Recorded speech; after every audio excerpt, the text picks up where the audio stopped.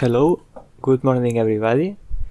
In this tutorial, we are going to start making the menu and handle the connections.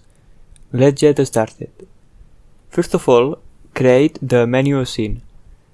This will be the main scene of the game. The players will be able to create a new room or join to an existing room.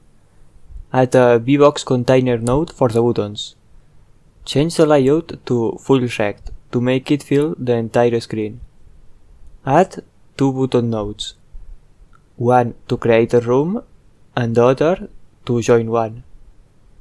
To move the buttons at the bottom of the screen, change the alignment of the container to N. Let's move on and create a pop-up dialog to create a room. To do it, add an accept dialog node as a child of the menu. The window dialog nodes allows us to hide and show the nodes easily, and they already have some functionality built in, like a close button or an accept button in the case of accept dialog. Add some title for the accept dialog. Waiting for players seems fine to me. I actually added the text below the title by error. The text has to be in the window title property. By default, the pop-up dialogs are automatically hidden when you click outside them. If you don't want that, enable the exclusive property. I want to show a list of the connected players in this window. Since there can be a lot of connected players, add a scroll container. The scroll container will allow us to scroll and see all the players when they overflow the window. The players will be represented in a vertical line, so we don't need the horizontal scroll. Disable it.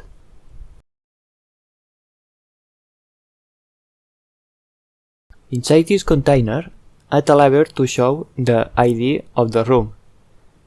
At the start, the player does not have a room ID yet, because he still has not connected. So, as the label text, put loading. When the server creates the room, it will send the ID and then we will update the label text. Add another VBox container for storing the list of players. Create a script for the menu. Let's start with the already variables. For the moment, we need 3 of them. One for the accept dialog, one for his label, and the last one for the player list container. When the player presses the first button, the pop-up should appear. Connect the pressed signal of the button to the script. Inside the signals function, show the create dialog using the pop-up centered function to center the window. Let's try it. To make the menu scene the main scene, click the play button and click select current. In the previous videos, I used the play scene button, because I didn't want to change the main scene yet. So, if you press the create button, the pop-up will appear. It does not connect to the server yet. That's what we are going to implement now. Create a script called client and save it. Since we need access to this script all the time, also when we are in the game scene, define the script as an autoload. At the start of the script, add 2 constants. I named the first constant server address, and it contains the address of the server. The best way to test the networking is using the localhost address 127.0.0.1. This is a special address that connects with our own computer. It allows us to test the game without uploading the code to any real server.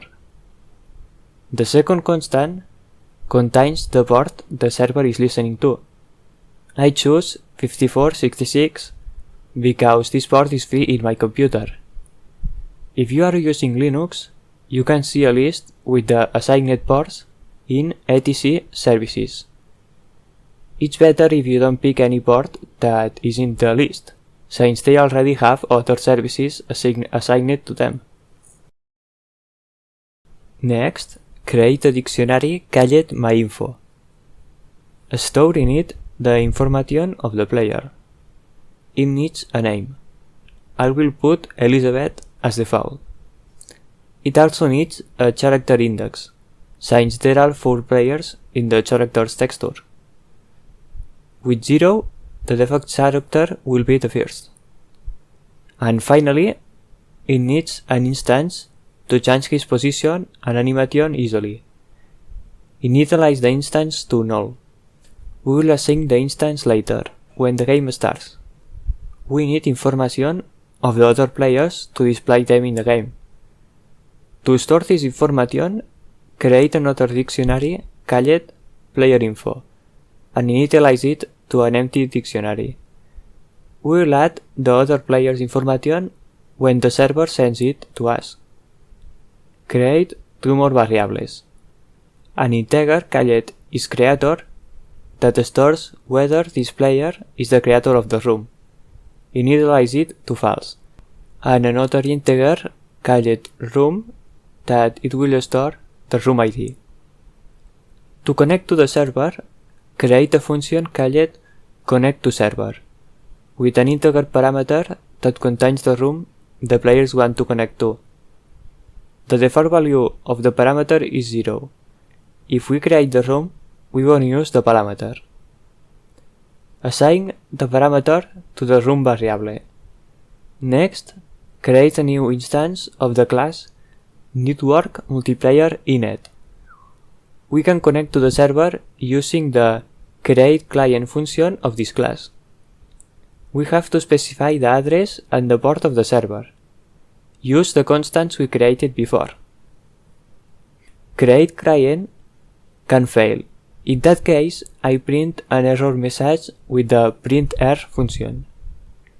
Assign the Network Multiplayer Init instance to the network peer of the tree, so the connection will remain active while the game is running. At the end of the function, connect the signals to monitor the connection. connectToServer will be emitted when we connect successfully with the server. Connection failed will be emitted if the connection fails. Maybe because the address is wrong, the port is incorrect, or the server is not running. Server disconnected will be emitted when the server closes the connection.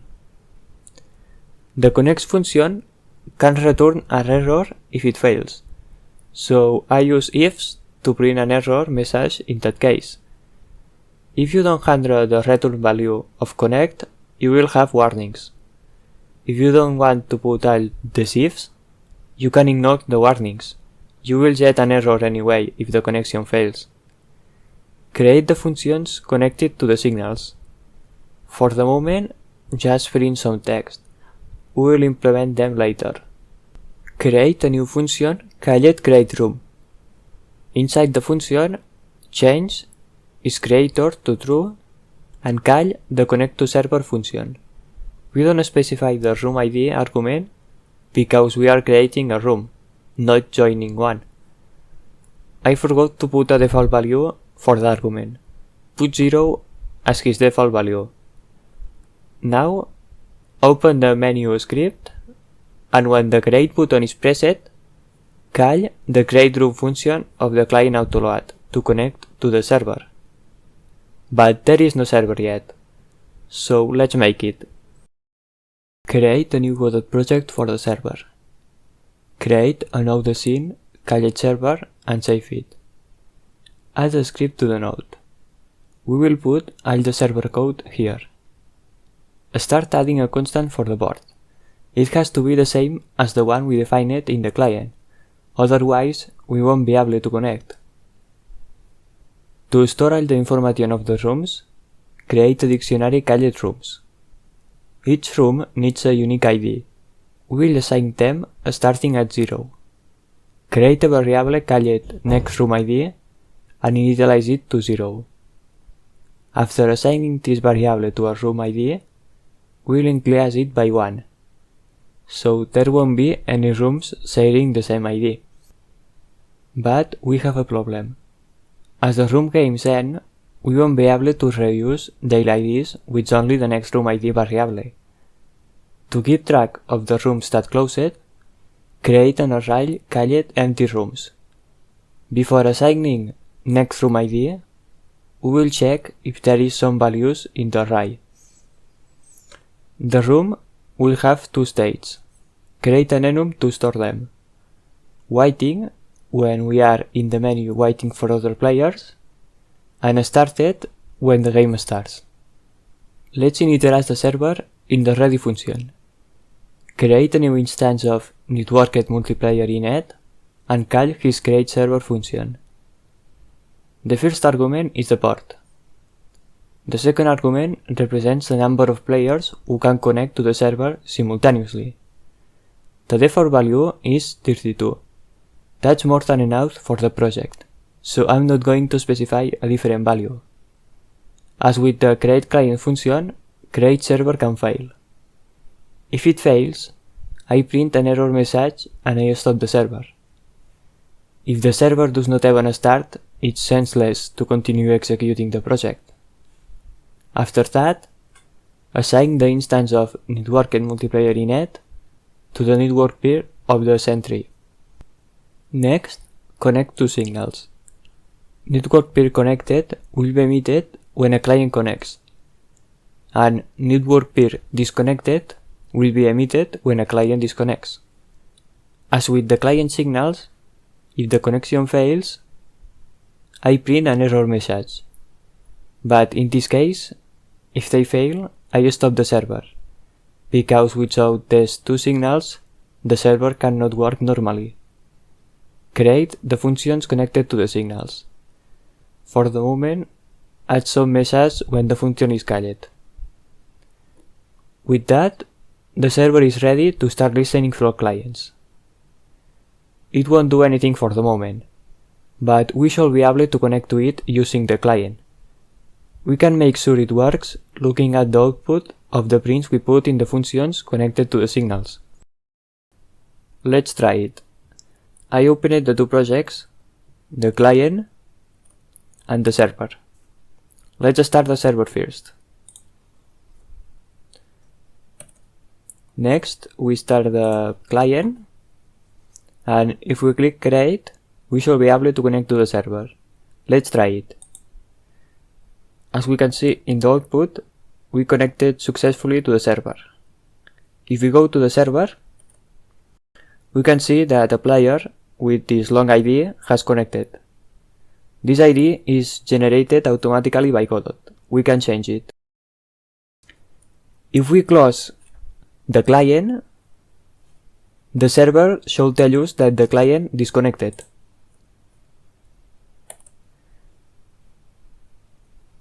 Let's wait a moment. Oh, no. As we can see, the client with the same ID as before has disconnected now.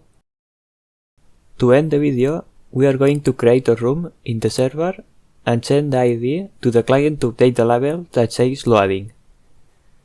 Back at the client project, open the client script and go to the connected OK function. This function is connected with the connected to server signal and will be called when we establish a connection with the server. So, if the player pressed the create button, we will tell the server to create a room. Check if its creator is true. If so, it means that it clicked the create button. In that case, call the create room function of the server. To do that, we use the rpc-id function. This function lets us call a function from another peer, the one that has the ID we specify in the first argument. The ID of the server is always 1, so us1. The second argument is the name of the function. The rest of the arguments are the arguments of the function we specified. Pass the client info. Now, go to the server project and create the function. Otherwise, we won't be able to call it. we have to add remote before the function declaration. The remote keyword allows the function to be called remotely. Without remote, we will not be able to call the function from the client. Inside the function, print a message indicating the room has been created. To get the ID of the client who called the function, we can use the getRPCSenderID function of the send-tree. Next, create a variable called roomID. If the array of empty rooms is empty, assign the value of next roomID to the variable and increase next roomID by 1. If the array of empty rooms is not empty, we pick the last closest room using the popback function. Now that we have the ID of the room, let's create an entry in the rooms dictionary. The key is the ID of the room. Save the ID of the player who created the room, the one who called the function. We'll also store a dictionary with all the player information. Initialize it to an empty dictionary. Also, add players down to keep track of the players who are ready to start the game. And finally, store the state of the room. The initial state is waiting, since when the function is called, the client is in the menu and the game has not started yet. At the end of the function, call the addPlayerToRoom function. We are going to create the function in a moment. The first argument is the ID of the room. The second argument is the ID of the player we want to add. And the third argument is the information of the player. Create the function. Get the room using the room ID as a key in the rooms dictionary. Then, assign the player info in the players dictionary, using the ID of the player as the key. This way, we will be able to access the information of the player using his ID. Now that the player has been added to the room, we want to tell the client to update the label that says loading.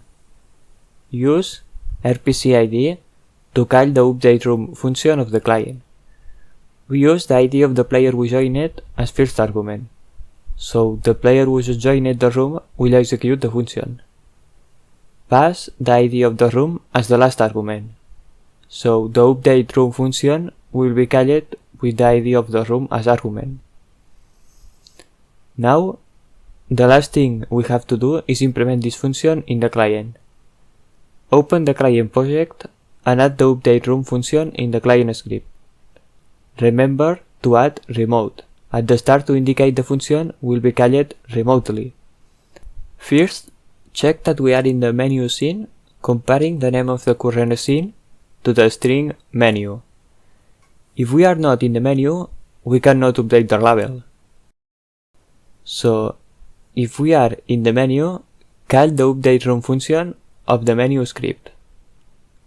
Open the menu script and add the function. Change the text of the label of the create dialog. It should be something like room ID and the ID of the room.